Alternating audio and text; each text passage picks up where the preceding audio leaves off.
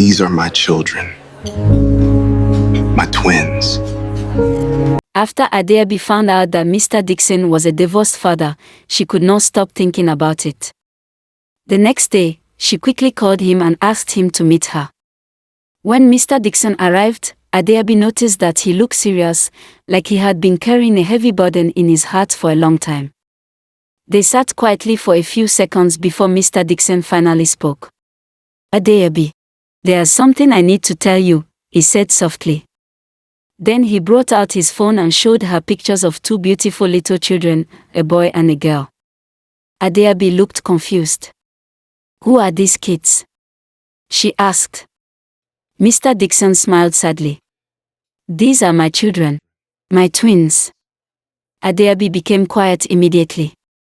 Mr. Dickson slowly began to explain everything to her. He told Adaobi how he had loved his wife deeply and given her everything she wanted. But after she gave birth to the twins, things changed completely. According to him, his wife became cold and distant. She no longer cared about the marriage or the children. One day, after he questioned her behavior, she finally confessed that she was tired of being a mother. She said she was depressed and no longer wanted the marriage. Mr. Dickson explained how his wife packed all her things one morning, dropped divorce papers on the table for him to sign, and left their home. The twins were only 9 months old then. "She never came back," he said quietly. Adaobi felt touched by the story, but at the same time, she was angry and confused. She did not want to end up with a divorcee. She had already gone through too much pain in life. But Mr. Dickson looked into her eyes and told her he was not joking with her feelings. "Adaobi, I'm not here to play games. I want something serious with you," he said honestly. Adaobi sighed deeply. "I will think about it," she replied before leaving. That night, Adaobi lay on her bed and cried quietly. For the first time in years, she began regretting shutting her heart away from love completely. She remembered all the advice her mother used to give her when she was younger, but she never listened. Feeling emotional and confused, she called BC over. The two friends sat together and cried like little children. After crying for a while, BC suddenly stood up. "Please, we can't keep crying like this. Let's go out and clear our heads," she said. The two of them dressed up beautifully in their finest outfits and drove to the hottest club in town.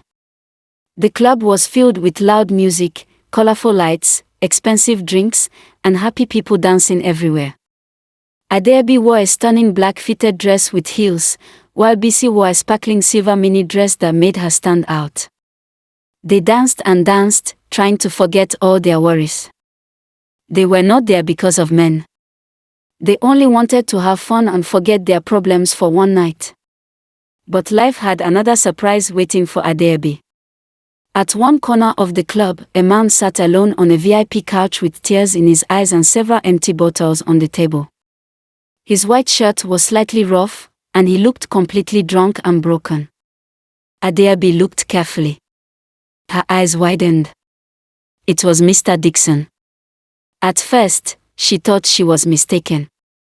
But when she moved closer, she realized it was truly him. She became shocked seeing such a strong man in that condition. Mr. Dickson slowly lifted his head. "Adaobi," he called weakly. Before she could respond, he collapsed gently on her shoulder. The next morning, Mr. Dickson slowly opened his eyes. He found himself inside a cozy feminine bedroom. The room smelled fresh and sweet. Everything inside looked soft, clean, and beautiful. His shoes were arranged neatly beside the bed, and he still had on his white shirt from the night before. As his eyes adjusted properly, he saw Adaobi standing beside him holding a hot cup of coffee. She looked fresh after taking her bath, dressed in soft home clothes with her hair wrapped neatly. "Good morning," she said calmly. Mr. Dickson tried to speak, but Adaobi stopped him immediately. "Don't explain anything. Just drink your coffee. I'll get ready, then we'll go to your house together." A few hours later, they arrived at Mr. Dickson's mansion. The house looked massive and beautiful, like something out of a movie. As they entered, the twins were already dressed for school. Immediately they saw their father, they ran happily toward him. "Daddy!" they shouted excitedly. The little girl hugged him tightly. "Daddy, where did you go?" she asked innocently. Adaobi smiled softly as she watched them. The twins were extremely cute, especially the little girl. Suddenly, the little boy noticed Adaobi standing behind their father. He quickly ran toward her. Adaobi carried him gently into her arms. The little boy looked at his father and then back at Adaobi. "Daddy, is she going to be our new mommy?" he asked innocently. The question shocked Mr. Dickson completely. He became speechless. But before he could say anything, Adaobi smiled softly and kissed the boy's forehead. "Yes, baby," she replied gently. "I will." The little girl immediately rushed to hug Adaobi, too. It was such a warm and emotional moment. Soon, the driver took the twins to school while Adaobi remained inside the mansion. She could not stop admiring the house. Every part of it looked beautiful and expensive. The sparkling chandeliers, the giant staircase, the private cinema, the indoor pool, the luxury furniture, everything looked heavenly. Mr. Dickson later went upstairs to freshen up. When he came back downstairs, he invited Adaobi for breakfast. The breakfast table looked luxurious and beautiful, filled with fresh fruits, pancakes, juice, coffee, and different delicious meals. They laughed, talked, and spent the whole day together. They watched movies inside the private cinema, played games, swam together, and slowly became closer emotionally. For the first time in many years, Adaobi felt alive again. She was deeply in love. Days turned into weeks. Weeks turned into months. Adaobi barely stayed at her own house anymore. She practically moved into Mr. Dickson's mansion. She controlled her boutique business from there and lived comfortably like a rich man's wife already. The twins became extremely attached to her. They did homework together, played games together, arranged toys together, swam together, and even had sport days together. Adaobi slowly became the mother they never had. Even though Bisi was happy for her best friend, a small part of her felt jealous seeing how perfect Adaobi's life had suddenly become. Then one evening, everything changed again. Mr. Dickson secretly planned a grand proposal for Adaobi. He planned everything carefully with Bisi. One afternoon, Bisi called Adaobi, sounding nervous. "Adaobi, somebody broke into your apartment," she shouted over the phone. Adaobi panicked immediately and rushed over. The moment she pushed open the door, she froze. The entire apartment looked magical. Beautiful rose petals covered the floor. Hundreds of candles lit up the room softly. Fresh red roses decorated every corner beautifully. Large glowing lights on the wall read, "Will you marry me?"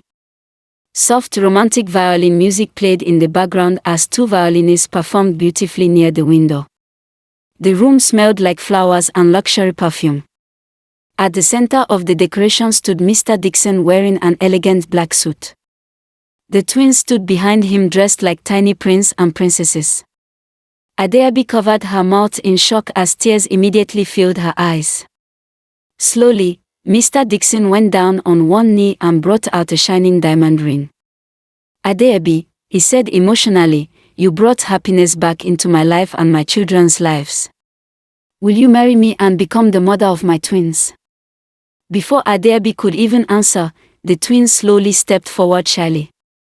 The little girl handed Adaobi a tiny flower while the boy held her hand lovingly. "Please be our new mommy," they said in their tiny sweet voices. That moment completely melted Adaobi's heart. Tears rolled freely down her cheeks as she nodded repeatedly. "Yes. Yes, I will," she cried happily.